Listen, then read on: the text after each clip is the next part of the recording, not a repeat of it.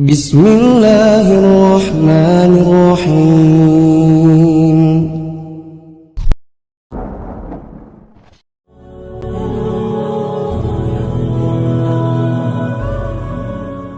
Assalamualaikum warahmatullahi wabarakatuh.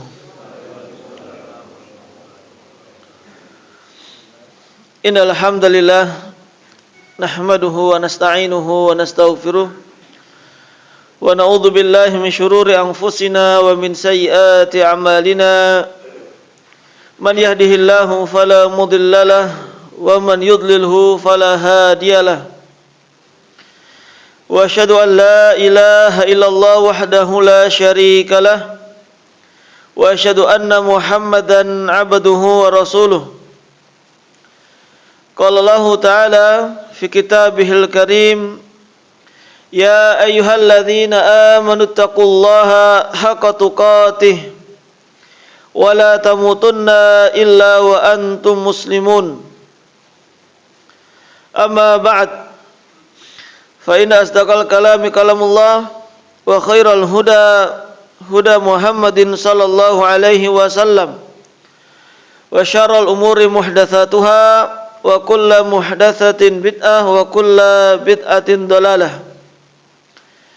Muslimin, para jamaah yang dirahmati oleh Allah Subhanahu wa taala, dan selawat salam kita sampaikan kepada nabi kita yang mulia, Nabi Muhammad sallallahu alaihi wasallam, serta keluarga beliau, sahabat-sahabat beliau, serta orang-orang yang senantiasa istiqomah di atas sunnah beliau. Para jamaah yang dirahmati oleh Allah Subhanahu wa taala,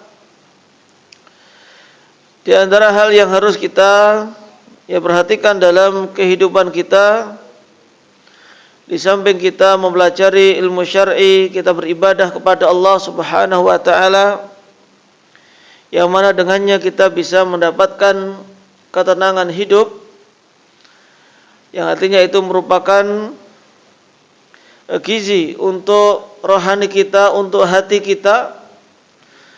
Namun kita juga harus memperhatikan hal yang lainnya, yaitu berkaitan dengan badan kita, jasad kita atau tubuh kita. Tidaklah kita memasukkan sesuatu ke dalam tubuh kita kecuali dengan apa yang dihalalkan, dibolehkan oleh syariat. Karena meskipun yang kita masukkan ke dalam mulut kita, yang kita makan, kita konsumsi, itu pada asalnya adalah untuk kebaikan badan kita, namun ternyata secara syariat pun itu juga bisa berpengaruh pada perilaku kita, bisa berpengaruh pada ibadah kita, ataupun pada hal-hal yang lainnya yang sifatnya adalah rohani kita.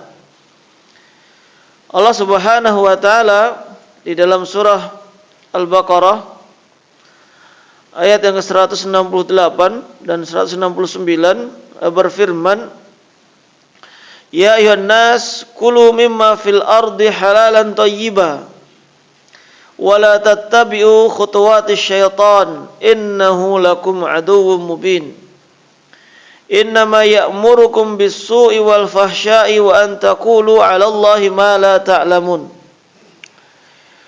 Yang artinya, wahai manusia semuanya, kulu mimma fil ardi halalan thayyiban, makanlah dari apa-apa yang ada di bumi ini, halalan thayyiban, yang halal dan thayyib dan baik. Wala tattabi'u khutuwati syaitan, dan janganlah kalian mengikuti langkah-langkah syaitan. Innahu lakum aduwwum mubin, karena syaitan itu sungguhnya musuh yang nyata bagi kalian. Innama ya'murukum bis-su'i wal fahsya, sesungguhnya syaitan itu akan memerintahkan kalian ke dalam perbuatan yang buruk dan fahsya, yang keji. wa an taqulu 'alallahi ma la ta'lamun, dan mengatakan kepada Allah apa yang kalian tidak mengetahuinya. Para jamaah yang dirahmati oleh Allah Subhanahu wa taala, di dalam ayat yang mulia ini Allah Subhanahu wa taala memerintahkan kita untuk makan yang halal dan thayyib. Jadi di sini dibedakan lafaz antara yang halal dengan yang thayyib. Meskipun pada asalnya bisa jadi sama, seperti fakir dan miskin. Itu kalau disebutkan secara berjejeran, bersandingan, maka maknanya berbeda. Tapi kalau hanya disebutkan satu kata saja, seperti fakir saja, maka masuk di dalamnya adalah miskin. Sebagaimana Islam dan iman itu terkadang kalau disebutkan satu saja, maka mencakup yang lainnya, mencakup iman. Begitu pula kalau digabungkan, maka maknanya berbeda. Nah, di sini halalan thayyiba, ada halal, ada thayyib, untuk memastikan apa yang kita makan. Yang pertama ada halal dan thayyib.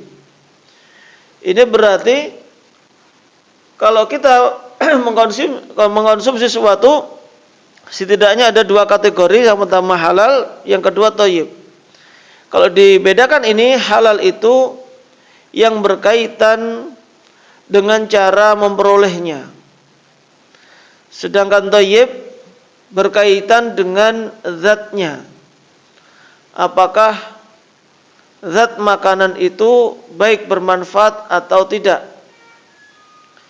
Adapun berkaitan dengan cara memperolehnya, apakah itu dengan cara curian, apakah itu dengan cara menipu, atau ghosab, merebut, merampas, berarti di situ tidak halal dari sisi cara memperolehnya. Adapun thayyib berarti di situ mengandung kebaikan, tidak memadharatkan. Nah, ini yang harus kita perhatikan. Dulu Abu Bakar As-Siddiq radhiyallahu anhu itu setiap hari atau setiap malam itu biasa makan roti yang diberikan oleh pembantunya. Setiap hari memberikan makanan. Dan biasanya Abu Bakar ini selalu bertanya, ini tadi kamu dapat roti ini dari mana asalnya? Kalau sudah dipastikan halal, cara memperolehnya itu benar, maka beliau makan. Sampai akhirnya pada suatu hari Abu Bakar lupa tidak menanyakan. Toh karena juga selama ini kalau ditanya juga enggak ada masalah. Nah, ini kok pas ditanya, pas tidak ditanya. Nah, ketika tidak ditanya ini sudah dimakan rotinya, baru pembantunya tadi bertanya, "Loh, kenapa? Apakah engkau tahu dari mana saya mendapatkan roti tadi?" "Loh, emangnya dari mana?" "Oh, ceritanya dulu itu di masa jahiliyah saya itu suka ngeramal. Itu pun bohongan, asal ngeramal saja, tapi banyak orang yang percaya dengan ramalan saya. Padahal saya enggak memiliki ilmu itu. Setelah itu ternyata tadi ketemu orangnya, apa yang dulu pernah saya ramalkan, padahal dulu itu ya berbohong, enggak ngerti apa-apa. Ya ternyata beneran. Sehingga orang tadi berterima kasih kepada saya, memberikan uang, dan itu uangnya saya belikan roti tadi yang barusan engkau makan." Maka Abu Bakar pun ya langsung marah. Tentu ya tidak mukul, artinya kenapa kok tidak memberitahu sejak awal. Abu Bakar pun langsung masukkan tangannya ke mulutnya, yang sudah di perut ya. Biasanya kan kalau dimasukkan itu pengen mutah. Akhirnya itu dimutahkan. Bagaimana perhatian Abu Bakar As-Siddiq radhiyallahu anhu enggak mau masukkan makanan yang haram tadi ke dalam perutnya. Ya meskipun secara hukum fikih kalau kita sudah terlanjur makan makanan yang haram dan pas makannya itu kita tidak mengetahuinya, ya maka insya Allah ma'dzur. dan tidak perlu mengeluarkan lagi, itu enggak perlu. Namun itu menunjukkan bagaimana waraknya, bagaimana khawatirnya Abu Bakar As-Siddiq dari makanan yang diharamkan. Nah ini tadi diperintahkan untuk yang halal, yaitu yang berkaitan dengan cara memperolehnya. Adapun thayyib berarti di sini yang baik secara zatnya, tidak mengandung apa-apa yang bisa memadaratkan orang yang mengkonsumsinya, atau yang pada asalnya itu tidak memadaratkan selama dikonsumsi dengan cara normal, ya, dengan cara normal. Nasi saja kalau dimakannya berlebihan, satu embed dimakan sendiri, yaitu mungkin akan memadaratkan. Tapi hukum asalnya itu tidak memadaratkan. Kalau kambing memadaratkan apa enggak? Tergantung umur, ya. Tergantung umur yang makan. Tapi hukum asalnya itu tidak memadaratkan. Meskipun bagi sebagian orang, apalagi tambah gulai kambing, kolesterolnya tinggi, itu memadaratkan bagi sebagian orang yang memang dalam tanda kutip sudah tidak normal, atau sudah ada sesuatu di badannya. Tapi secara asalnya itu adalah thayyib atau baik. Sehingga di sini, dan juga bisa juga yang dimaksud dengan halal tadi sudah baik, tidak mengandung madarat. Itu seperti misalkan yang lainnya, tidak semuanya yang halal itu pasti thayyib dalam kaitan ini. Contoh ya tadi batu itu ya halal dari sisi zatnya, cara memperolehnya. Tapi apakah thayyib, apakah bisa dimakan? Ya tentu enggak bisa. Meskipun ada sebagian orang itu pas sakit perut itu sampai konsumsi makan yang enggak jelas, ya, tutup botol dimakan, barang-barang di sekitarnya itu dimakan, katanya setelah makan itu sakit perutnya hilang. Mungkin kalau pernah baca berita, dulu ada orang yang seperti itu. Nah itu ya sudah enggak wajar lagi, karena hukum asal itu tidak bisa memberikan kebaikan. Atau bisa jadi ya mungkin kemasukan jin, jadi pas makannya itu enggak terasa, namun ternyata di perutnya sudah terkumpul sampah, yang seperti tutup botol tadi, ataupun bahkan ada yang kaca itu dimakan. Padahal itu semuanya tidak thayyib.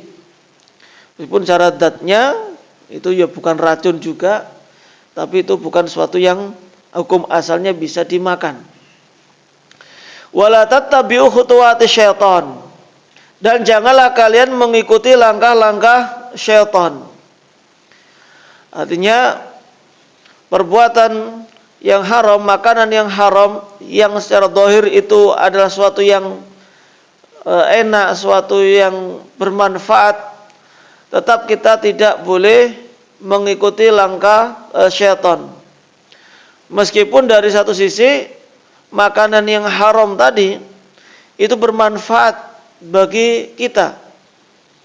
Yas'alunaka 'anil khamri wal maisir qul fihima itsmun kabir wa manafi'u linnas. Mereka bertanya kepada engkau, kepada Nabi Muhammad SAW, tentang khamr, tentang minuman keras. Maka Allah memerintahkan Rasulullah untuk menjawab mereka bahwasanya di dalam khamr itu ada dosa yang besar, meskipun di dalamnya juga ada manafi'u linnas, ada manfaat-manfaat bagi manusia. Di sini Allah tidak hanya menyebutkan ada sebuah manfaat atau dua manfaat, tidak, tapi banyak manfaat. Maka ketika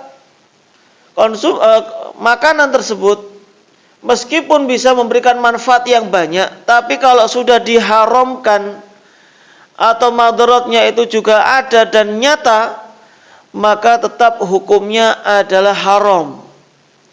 Kita tidak melihat sisi manfaatnya di situ, namun yang kita lihat adalah madaratnya. Sedangkan dalam kaidah fikih juga dijelaskan darul mafasid muqaddamun ala jalbil manafi' atau masalih.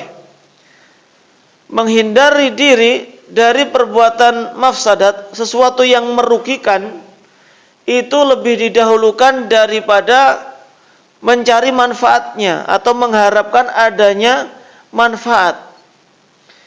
Tadi khamr jelas-jelas dibenarkan adanya manfaat, tapi karena ada madaratnya, karena ada dosanya, sehingga hukumnya pun menjadi haram.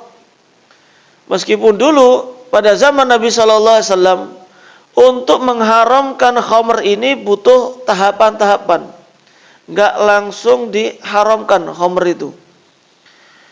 Awalnya hanya dikatakan seperti ini, ada dosa.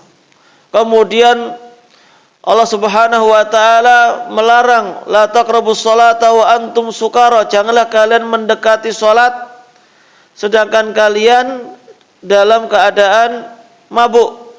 Ini belum larangan secara tegas. Yang penting kalau pas salat jangan terpengaruh alkohol, jangan terpengaruh minuman keras. Padahal ya salat antara seperti maghrib dengan isya itu sangat dekat, berarti nggak ada kesempatan untuk mabuk lagi. Masih dibatasi saja. Namun sampai akhirnya dalam ayat tadi yas'alunaka 'anil khamri wal maisir itu pun sudah diharamkan. Akhirnya ketika turun perintah atau turun larangan minum-minuman keras, yang mana sebelumnya para sahabat itu sudah terbiasa minuman keras. Kalau kita itu ya seperti teh kopi lah. Insya Allah di tiap rumah itu pasti ada teh atau kopi. Kalau dulu zaman sahabat juga gitu. Di rumah itu pasti ada khamrnya. Saking nggak bisa lepasnya. Tapi ketika sudah ada ayat larangan, mereka sudah nggak bertanya lagi. Nggak protes lagi, wah susah, ini harus bertahap ini. Kalau sebelumnya 1 botol, ya 1 gelas dululah sehari, nggak ada. Langsung mereka lempar semuanya makanan tersebut ke jalanan, ya di jalanan. Sampai dikatakan seperti banjir darah. Karena kan khamr itu dan warnanya ya kemerah-merahan. Itu semuanya langsung dibuang. Saking sami'na wa ata'na kepada perintah Allah Subhanahu wa taala. Karena kalau masih mengikuti, masih menuruti dirinya untuk bertahap terlebih dahulu, maka itu sama saja mengikuti langkah-langkah syaitan. Innahu lakum aduwwum mubin, sedangkan mereka adalah musuh yang nyata bagi kalian. Innama ya'murukum bis-su'i wal fahsya, sungguhnya syaitan itu memerintahkan kalian kepada keburukan dan perbuatan keji. Ya memang seperti itu. Syaitan tidak ridha kalau kita melakukan hal-hal yang baik, memakan makanan yang halal. Kenapa? Karena kalau kita makan yang haram, ya syaitan pun juga ikut. Bahkan syaitan pun kalau kita makannya makanannya halal tapi kita tidak membaca bismillah, itu pun juga syaitan akan ikut makan makanan kita. Makanya kadang kalau makan sudah banyak kok nggak kenyang-kenyang, bisa jadi itu tidak baca bismillah. Ya meskipun bisa jadi karena kelaparan juga ya. Itu ya ada kemungkinan. Tapi ketika nggak baca bismillah, kemungkinannya lebih besar lagi, maksudnya seperti itu. Kalau ada teman kebetulan makanan banyak ya jangan dituduh, maksudnya gitu. Tapi ya itu untuk diri kita aja loh. Kok belum kenyang, jangan-jangan belum baca bismillah.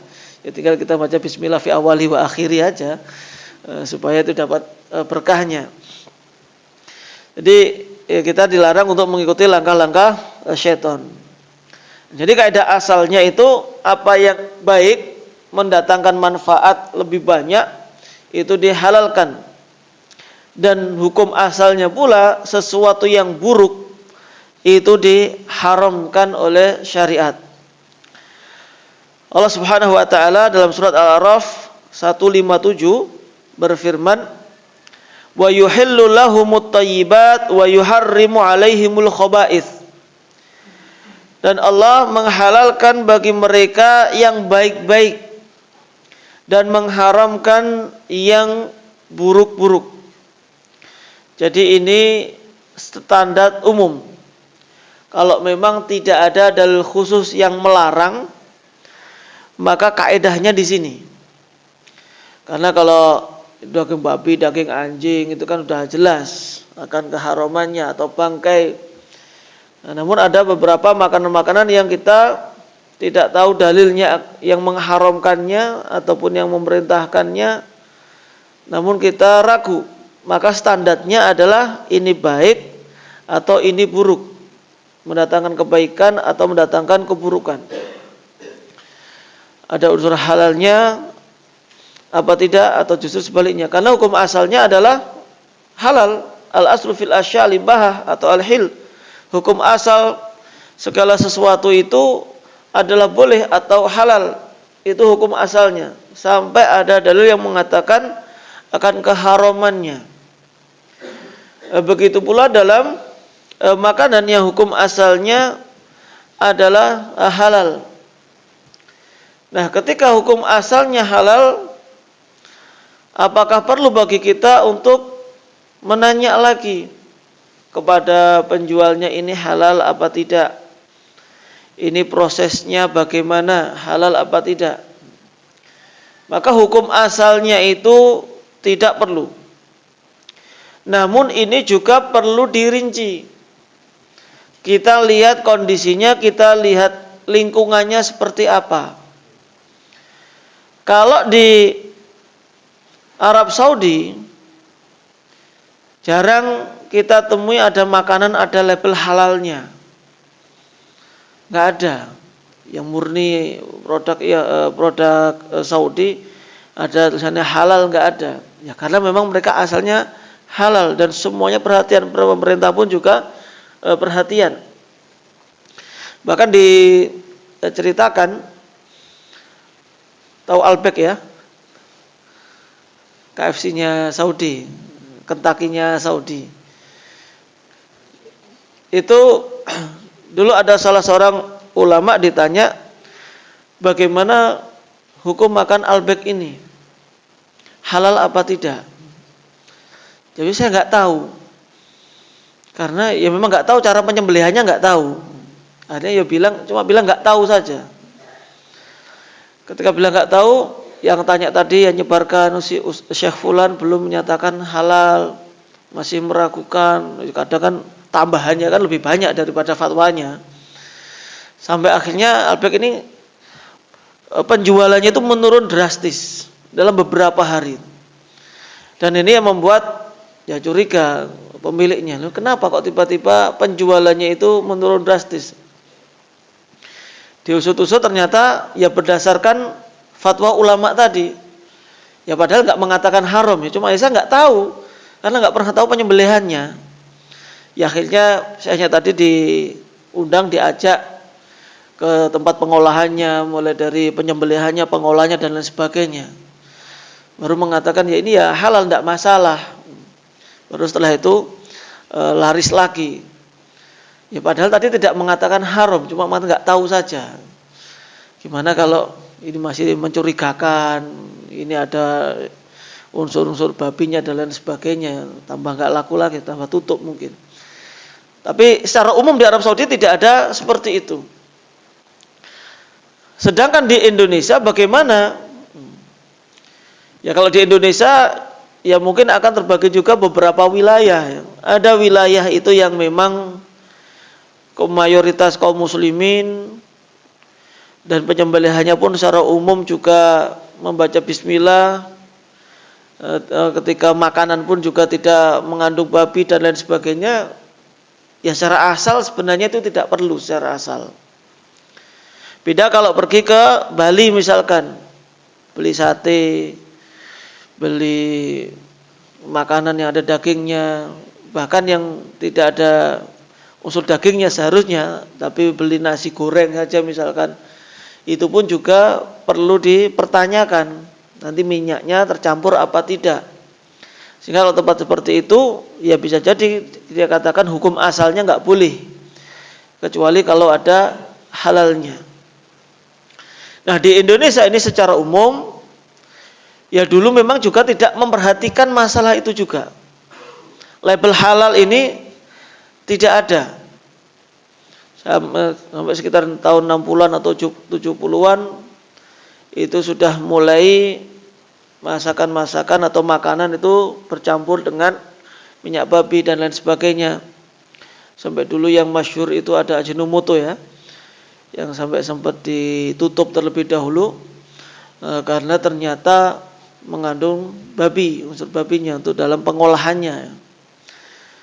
Sampai akhirnya ya setelah diperbaiki, evaluasi, ya bisa lagi mengurus izinnya sehingga diperbolehkan lagi sampai ada label halalnya. Dan ini peran yang sangat penting ya dari negara kita yang dulu juga diwakili oleh MUI, sampai sekarang mau diambil ke Kemenak lagi untuk masalah sertifikasi halal. Karena memang ya ada lembaga dari pemerintah yaitu BPJPH, Badan Penyelenggara Jaminan Produk Halal. Itu tujuannya adalah untuk menjamin konsumen, menjamin kaum muslimin pada khususnya di negara kita agar mereka itu mengkonsumsi makanan yang halal. Bahkan isunya tahun depan itu tahun 2024 setiap produsen makanan itu harus menyertakan label halal. Ya tentu ini makanan yang sifatnya nasional ya. Nggak mungkin kalau gorengan suruh kasih label halal atau yang sifatnya hanya lokal saja itu ya tidak. Tapi kalau yang sudah masuk supermarket misalkan atau minimarket itu harus ada label halalnya. Dari satu sisi tentu itu adalah suatu kebaikan ya.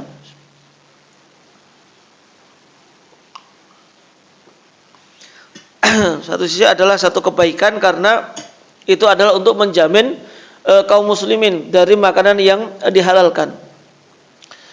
Dan ternyata yang memperhatikan masalah makanan halal ini bukan hanya negara Islam saja. Negara-negara kafir sekarang pun juga sudah perhatian dalam masalah ini. Bahkan mereka memiliki lembaga-lembaga untuk menerbitkan sertifikat halal. Di antaranya adalah Thailand. Thailand ini termasuk 5 besar di dunia penghasil produk halal, sertifikat halal. Bahkan produk mereka pun ya bisa masuk ke negara Arab Saudi, padahal mereka bukan negara Islam. Namun mereka mempelajari secara syar'i, secara Islam, kapan sih sebuah produk itu bisa dikatakan halal. Sehingga mereka pun juga mendatangkan orang muslim untuk nyembelihnya, pengolahannya dan lain sebagainya itu didatangkan. Sehingga mereka mendapatkan sertifikasi halal. Bahkan bisa jadi sertifikasi halal mereka lebih diakui di dunia internasional daripada Indonesia. Bisa jadi ya, tapi semoga Indonesia yang lebih diakui karena Indonesia kadang ada yang merasa masih kesulitan. Tapi secara umum regulasi itu sudah mulai dipermudah oleh pemerintah. Hanya saja di sini sebenarnya kalau mereka saja bersungguh-sungguh untuk memperhatikan makanan halal, yang mana tujuan mereka itu murni dunia. Jadi murni dunia mereka. Karena ingin produk mereka bisa diimpor ke negara-negara Arab. Karena dulu mereka ditolak produk mereka di negara Arab, sehingga mereka pun mencari tahu apa alasannya sampai tadi bikin sertifikasi halal.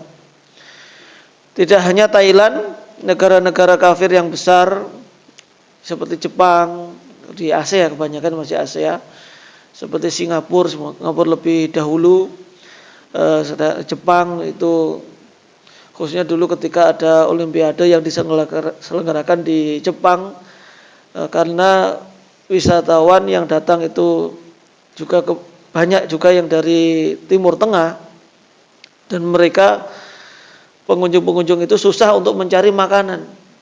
Meskipun sebelumnya sudah digagas ya, mereka sudah berusaha untuk mencari yang halal atau ingin mencari sertifikasi halal, tapi ketika adanya Olimpiade itu ternyata sangat pengaruhnya sangat besar mereka pun akhirnya membuat lembaga sertifikasi halal sendiri di negeri Jepang. Nah, karena konsumen dari kaum muslimin itu semakin banyak. Nah, sehingga di sini faedahnya apa? Maksud ana adalah ketika orang-orang kafir misalkan mereka mau menerima Islam dalam tanda kutip dari sisi perekonomian, karena perekonomian, maka kita pun juga bisa melakukan hal demikian. Karena di antara bentuk, ini agak melebar sedikit ya, di antara bentuk dakwah kita, di antara bentuk kita mengajak kaum muslimin untuk masuk ke dalam agama Islam, itu di antaranya juga melalui perekonomian. Itu ternyata juga sangat bisa. Kayak kemarin yang suka Piala Dunia, saya sih nggak pernah lihat live-nya ya. Cuma kadang lihat berita tentang Piala Dunia. Bagaimana negara Qatar itu dengan uangnya yang banyak itu bisa melarang khamr, yang biasanya kalau ada event seperti itu pasti ada penjualan minuman keras, itu pasti ada. Tapi karena kekuasaan yang punya uang dan mungkin berani bayar FIFA sendiri supaya mengizinkan tidak menjual khamr, ya akhirnya diizinkan. Meskipun seluruh negara kafir menolak, bahkan ada mengancam nggak ikut Piala Dunia, ya akhirnya kan ngikut-ngikut juga. Nggak boleh ada bikini, ternyata bisa. Ya meskipun di sana tidak kita pungkiri ada kemaksiatan, tetap ada ya, kemungkaran di Piala Dunia. Namun saya berbicara dari satu sisi bahwasanya kita sebagai seorang muslim pun juga harus bangga dan punya kemampuan untuk mendakwahkan dalam tanda kutip dalam masalah halal ini, dan ini menjadi kewajiban bagi kita semuanya, karena itu akan melindungi anak-anak kita dari makanan yang diharamkan oleh Allah Subhanahu wa Ta'ala. Sehingga orang-orang kafir saja mau mereka memperhatikan masalah halal ini, sehingga kita yang memiliki misalkan rumah makan, industri, ya kita gencarkan juga. Kita sertifikatkan bagi yang memiliki kemampuan, bagi yang memang omsetnya itu besar, disertifikatkan halal. Bahkan sekarang itu tidak hanya makanan ya, yang ada sertifikasi halalnya. Pernah dengar kulkas ada sertifikasi halalnya. Merek, boleh nyebut merek ya, merek siapa kalau nggak salah itu. Ada juga deterjen halal, padahal nggak dimakan lah ya. Yaitu mereka dari satu ingin ya menjamin bahwa produknya itu dari sisi produksinya itu bahan-bahannya itu tidak menyinggung barang haram sama sekali. Nah, akhirnya mereka pun mensertifikat dan ya dapat sertifikasi halal dari MUI dan diberikan. Ya meskipun sebenarnya bagi kita tidak mau tahu masalah seperti itu. Namun ya hendaknya kita tetap memperhatikan. Nah, ketika pentingnya, saya katakan itu memang sangat penting sertifikasi halal itu. Namun bukan berarti makanan-makanan yang tidak ada sertifikasi halalnya langsung juga kita katakan makanan itu haram. Kecuali memang ada indikasi-indikasi yang menunjukkan itu adalah makanan yang diharamkan. Tapi secara tidak ada, secara asal selama tidak ada indikasi haram, maka hukum asalnya adalah halal. Sehingga ketika kita masuk restoran misalkan, kita ke tempat makan, maka hukum asalnya adalah halal. Kalau memang tidak ada indikasi haram tadi. Ya indikasi sebenarnya banyak ya, kayak seperti tempat tadi atau mungkin apakah ini penjualnya dan pelayannya banyak orang Cina misalkan. Ya kalau di Surabaya itu sebenarnya indikasi haram ya, indikasi ya. Karena kebanyakan orang Cina kan suka babi misalkan. Meskipun di situ tidak tertuliskan babi, tapi kalau memang itu banyakan Cina, tidak ada label halalnya, ya maka dilarang bagi kita untuk memasuki tempat makan tersebut. Begitu pula dengan makanan-makanan yang punya nama-nama yang enggak jelas ya, mie setan, atau apa selain setan, neraka dan lain sebagainya. Meskipun zatnya sebenarnya zatnya itu halal ya, sebenarnya zatnya itu halal. Bahannya itu adalah halal. Tapi apakah kita boleh makan? Secara hukum asalnya boleh. Akan tapi hendaknya tidak. Supaya kita tidak mengkampanyekan nama-nama yang tidak syar'i. Justru kita yang punya tempat makan, hendaknya kita mengemasnya bagaimana tempat makan tersebut itu syar'i. Atau orang mengenal ini tempat makan seorang muslim. Jadi tidak hanya sekedar namanya halal. Tapi bagaimana ketika masuk disambut dengan assalamualaikum, atau dengan di tembok-temboknya atau di meja itu biasanya ada lembar menu atau nomor meja itu dikasih tulisan baca bismillah. Itu kan masih jarang ya tempat makan yang dimiliki oleh ikhwan kita mungkin.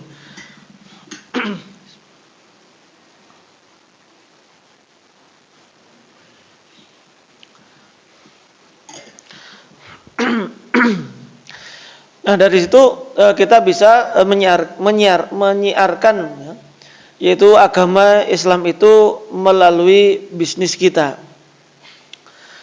Nah para jamaah dirahmati oleh Allah Subhanahu wa taala, ya kenapa kita harus mengamanyakan dan juga kita harus perhatian dalam masalah makanan yang halal ini? Karena pengaruh makanan yang haram bagi kita itu sangatlah besar. Di antaranya yang pertama adalah doa seorang itu tidak dikabulkan oleh Allah Subhanahu wa taala. Rasulullah sallallahu alaihi wasallam pernah bersabda, "Ya ayyuhan nas, innallaha thayyibun la yaqbalu illa thayyiba." Wahai manusia, sesungguhnya Allah Subhanahu wa taala itu thayyib, baik, dan tidak menerima kecuali yang baik-baik saja. Tidak menerima sedekah misalkan kecuali yang baik. Percuma seorang korupsi kemudian donasi, enggak akan diterima oleh Allah Subhanahu wa taala. Bekerja di tempat yang haram kemudian bersedekah tidak akan diterima. Atau dia berhaji tidak akan diterima hartanya tersebut. Wa inna Allah amara al-mu'minina bima amara bihil mursalin. Dan sesungguhnya Allah Subhanahu wa taala memerintahkan orang-orang yang beriman sebagaimana apa yang diperintahkan kepada para rasul. Allah berfirman, "Ya ayyuhar rusul, kulu minat thayyibati wa'malu shalihan inni bima ta'maluna alim." Wahai para rasul, makanlah dari apa-apa yang baik dan kerjakanlah amal soleh. Sesungguhnya aku Maha mengetahui apa yang kalian lakukan. Dan Allah juga berfirman, "Ya ayyuhalladzina amanu kulu min thayyibati ma razaqnakum." Wahai orang-orang yang beriman, makanlah dari apa-apa yang baik, yaitu apa yang aku rezekikan kepada kalian. Tsumma dzakara ar-rajula. Lalu kemudian Nabi menyebutkan ada seseorang yutilus safar, melakukan perjalanan yang panjang, asy'atha akbar, sedangkan rambutnya itu kusut, pakaiannya itu pun juga kotor. Yamudu yadailah sama, kemudian mengangkat kedua tangannya ke langit. Ya Rabbi, ya Rabbi, lalu berdoa kepada Allah Subhanahu wa taala. Diawali dengan menyebutkan Asmaul Husna, itu wahai Rabbku. Wa mat'amu haram wa mashrabu haram wa malbasu haram wa ghudhiya bil haram fa anna yustajabu lidzalik. Sedangkan makanannya haram, minumannya haram, pakaiannya juga haram. Dia pun juga mengkonsumsi makanan yang haram. Maka dari mana doanya akan dikabulkan oleh Allah Subhanahu wa taala? Padahal para jamaah yang dirahmati oleh Allah Subhanahu wa taala, orang tadi ketika berdoa sudah melakukan hal-hal yang seharusnya menjadikan doanya itu dikabulkan oleh Allah Subhanahu wa taala. Yang pertama safar. Doa yang safar tidak ditolak oleh Allah Subhanahu wa taala. Lalu kemudian mengangkat kedua tangannya. Atau sebelumnya pakaiannya lusuh. Itu menunjukkan butuhnya dia kepada Allah Subhanahu wa taala. Lalu kemudian mengangkat kedua tangannya. Allah pun malu bagi orang yang berdoa dengan mengangkat kedua tangannya apabila tidak diterima. Hanya Allah akan menerima doa tersebut. Lalu juga orang tersebut memulai doanya dengan ya Rabbi wahai Rabbku dengan asmaul husna. Dan ini juga di antara sebab dikabulkannya doa seseorang. Namun itu semuanya tidak bermanfaat bagi doanya. Karena ketika dia berdoa, kondisinya dalam keadaan memakan makanan yang diharamkan oleh Allah Subhanahu wa taala. Maka tatkala doa kita belum diijabah, belum dikabulkan oleh Allah Subhanahu wa taala, maka bisa jadi kita masih mengkonsumsi makanan yang haram. Ya bisa jadi. Meskipun di sana juga ada faktor-faktor lain yang menyebabkan doa kita tidak diterima. Namun kita sebagai evaluasi diri kita untuk introspeksi, kita melihat apakah pekerjaan saya masih haram, apakah kemarin saya makan yang haram ataupun tidak. Karena ternyata akan berpengaruh pada doa kita semuanya. Dan juga di antara pengaruh makanan yang haram adalah yang akan masuk ke dalam api neraka. Rasulullah sallallahu alaihi wasallam bersabda, "Man nabata lahmuhu minasuhti fannaru aula bih." Siapa saja yang dagingnya itu tumbuh dari harta yang haram, dari makanan yang haram, maka neraka lebih layak untuknya. Jadi akan mempengaruhi akhirat kita ketika makanan kita haram. Ya tadi haram di sini bisa jadi cara memperolehnya, dan juga bisa jadi dari makanan itu juga zatnya itu juga diharamkan. Apalagi makanan tadi mendatangkan bahaya ataupun madarat bagi orang lain. Dan juga di antara dampak yang lainnya dari makanan yang haram atau pengaruh makanan ya untuk makanan yang halal, itu pengaruhnya akan menjadikan orang seorang mengerjakan amal soleh sebagaimana firman Allah tadi dalam surat Al-Mu'minun 51, ya ayyuhar rusulu kulu minat thayyibati wa'malu sholiha inni bima ta'maluna alim. Wahai para rasul, makanlah dari yang baik-baik dan kerjakanlah amal soleh. Berarti di sini memang ada kaitannya antara amal soleh dengan makanan yang halal. Artinya seseorang yang memakan harta yang haram, sebaliknya dia akan susah untuk mengerjakan amal soleh, karena tadi sudah memasukkan suatu yang haram di dalam tubuhnya, sehingga tubuhnya pun juga enggan untuk mengerjakan amalan yang baik dan lebih cenderung suka mengerjakan amalan-amalan yang buruk atau perbuatan-perbuatan maksiat. Jadi sebenarnya baik itu kebaikan ataupun keburukan itu saling mengajak, saling nyandu. Artinya orang yang melakukan perbuatan baik, maka kalau itu diterima oleh Allah Subhanahu wa taala, pasti akan menjadikan orang tadi bertambah baik. Dan sebaliknya, orang yang berbuat maksiat, berbuat keburukan akan menjadikan orang tadi itu juga akan berbuat buruk lagi. Karena para ulama mengatakan thawabul hasanati al hasanatu ba'daha wa thawabus sayyi'atu ba'daha. Balasan dari perbuatan baik adalah perbuatan baik setelahnya. Dan sebaliknya, balasan dari perbuatan buruk adalah perbuatan buruk setelahnya. Jadi ketika seorang melakukan perbuatan buruk, makan yang haram, maka dia akan melakukan perbuatan buruk yang lainnya.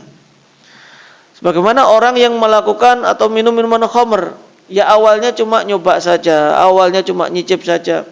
Dia tahu hukum asalnya adalah diharamkan oleh Allah Subhanahu wa taala. Tapi karena pengaruh dari hawa nafsunya tadi, dari minuman-minuman keras, akhirnya pun bisa berbuat zina, bisa juga mencuri ataupun merampok, bahkan membunuh. Waliyadzubillah. Ya karena dia sudah melakukan suatu perbuatan buruk tadi yang akhirnya menjadikan dia melakukan perbuatan buruk yang lebih besar lagi. Orang yang suka melihat tayangan yang diharamkan oleh Allah Subhanahu wa taala, awalnya cuma lihat saja, cuma sedikit. Kemudian lebih banyak lagi, lebih sering lagi sampai akhirnya berbuat zina waliyadzubillah. Itu awalnya yang sedikit lagi. Makanya tadi Allah juga mengatakan wala tattabi'u khutuwati syaitan, dan janganlah kalian mengikuti langkah syaitan. Maka ketika kita sudah melakukan suatu perbuatan maksiat masih sedikit, segera stop. Atau kalau kita sudah mau melangkah ke tempat maksiat, jangan diikuti langkah berikutnya, segera dihentikan, jangan diteruskan. Karena nanti kalau diikuti langkah syaitan, nanti maksiatnya itu akan menjadi lebih banyak lagi. Karena tadi perbuatan apapun itu akan mengajak pada perbuatan yang lainnya. Entah itu perbuatan yang baik ataupun perbuatan yang buruk. Begitu pula dengan memakan makanan yang diharamkan. Maka terkadang orang korupsi itu bukan langsung korupsinya itu 1 miliar, 2 miliar. Dulu itu pasti awalnya dari korupsi apa? Yang kecil terlebih dahulu. Bisa jadi sudah pengalaman di organisasi kecil misalkan, atau di yayasan, di takmir mungkin apa tidak. Ini tidak bicara di sini ya. Maksudnya secara mungkin saja di ketakmiran. Begitu pula dengan orang-orang yang ya makanan yang kadang mencampur dengan yang haram, orang yang awalnya nyampur makanan bakso misalkan dicampur skalanya masih daging tikusnya 1, daging sapinya banyak, nggak ketahuan, nanti tambah lagi. Yaitu awalnya dari kecil, sehingga akhirnya menjadi besar. Dan orang yang melakukan itu, ya tadi Rasulullah mengatakan fannaru aulabih, maka neraka itu lebih layak baginya, karena dia tidak mengindahkan dari perintah Allah Subhanahu wa ta'ala. Kemudian para jamaah yang dirahmati oleh Allah Subhanahu wa ta'ala, itu diantara ya dampak apabila seseorang mengkonsumsi makanan yang diharamkan oleh Allah Subhanahu wa ta'ala. Bahkan sebagian ulama mengatakan bahwasanya mereka berpendapat apabila mengkonsumsi makanan yang haram itu akan berpengaruh pada anaknya, pada istrinya, atau mereka berbuat maksiat itu pun juga berpengaruh pada anaknya, pada istrinya. Sehingga ketika kita melihat anak kita, melihat istri kita, mungkin ada perilaku yang tidak menyenangkan, ya bisa jadi karena kita memberikan makanan yang haram kepada mereka. Ya meskipun itu belum pasti seperti itu, namun kemungkinan ke sana yaitu bisa jadi, sehingga berdampak kepada kita semuanya. Nah, para jamaah yang dirahmati oleh Allah Subhanahu wa ta'ala, itu diantara beberapa hal yang harus kita perhatikan, bahwasanya kita harus benar-benar hati-hati dalam memberikan makanan kepada anak-anak kita. Bahkan kalau perlu, kalau anak-anak jajan meskipun di kelontongan atau di sekolahan, itu diingatkan kalau beli makanan yang dalam kemasan itu cari yang ada halalnya, label halalnya. Meskipun yang harganya itu 500-an atau yang harganya itu 1000-an, itu makanan ya ciki-ciki dan lainnya, itu yang cari yang ada halalnya. Loh, ciki halal apa tidak, Ustaz? Ya halal. Apakah itu ada mudaratnya? Memang ada. Ada MSG-nya dan lain sebagainya. Itu akan memudaratkan kalau memang dikonsumsi secara sering ya. Tapi kalau secara asal itu masih dihalalkan, boleh anak-anak kita mengkonsumsi hal tersebut. Ya seperti mie instan. Mie instan apakah membahayakan? Apakah tidak? Ya tergantung konsumsinya. Kalau penggunaan secara normal, artinya tidak menjadikan mie instan sebagai makanan pokok. Ada yang menjadikan mie instan makanan pokok. Anak kos biasanya ya. Misalnya di sini nggak ada anak kos. Itu selama itu bukan jadi makanan pokok, insyaallah para dokter pun sepakat itu tidak membahayakan. Tapi kalau dijadikan makan pokok itu yang akan membahayakan, nanti sekali-kali kalau di akhir bulan itu ya mungkin tidak masalah ya, atau sepekan sekali, itu hukum asalnya tetap diperbolehkan selama tidak kuncinya tadi selama tidak berlebihan untuk makanan-makan seperti itu. Namun biasanya makanan yang anak-anak kecil itu yang dalam kemasan kok murah cuma 500 tapi kok enak bagi anak kecil, yaitu tidak dianjurkan bagi mereka. Jadi kita pun juga perhatian kepada mereka, setidaknya masalah fisik mereka dan juga kebiasaan mereka tidak mengkonsumsi makanan yang belum jelas.